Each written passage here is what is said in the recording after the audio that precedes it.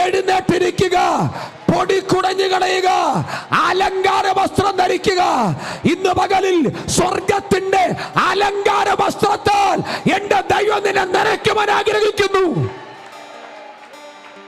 Hallelujah.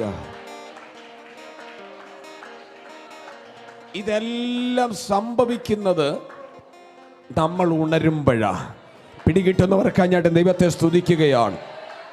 ഇന്ന് പകൽ നമ്മൾ ഉണരുമ്പോൾ അത്ഭുതം നടക്കും.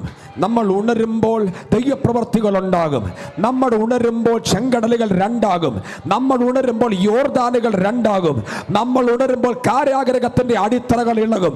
നമ്മൾ ഉണരുമ്പോൾ അവൻ കായ്ക്കാത്ത വൃക്ഷങ്ങൾ കായ്ക്കും. നമ്മൾ ഉണരുമ്പോൾ തുറക്കാത്ത വാതിലുകൾ തുറക്കും.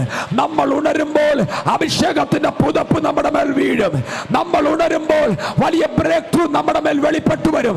നമ്മൾ ഉണരുമ്പോൾ ദൈവപ്രവൃത്തി നമ്മൾ കാണും. അവൻ നമ്മൾ ഉണരുമ്പോൾ കാരാഗ്രഹത്തിന്റെ വാതിലുകൾ തുറക്കാം.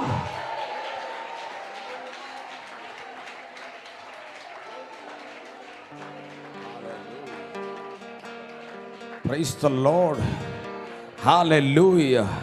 ഇതിനകത്ത് കർത്താവ് ഈ ഉണരണമെന്ന് പറഞ്ഞതിൻ്റെ കൂട്ടത്തിൽ അടുത്ത വാക്യം പറഞ്ഞത് ഇപ്രകാരമാണ്: അവൻ ഒന്ന് എഴുന്നേൽക്കണം. ഹല്ലേലൂയ.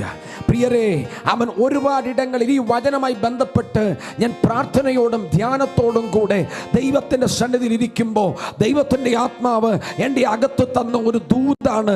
ശ്രദ്ധിക്കണമേ, നമ്മളെ പോലെ സമസ്വഭാവമുള്ള മനുഷ്യനായിരുന്നു ഏലിയാവ്. ഒരു പ്രാർത്ഥനാ വീരനായിരുന്നു.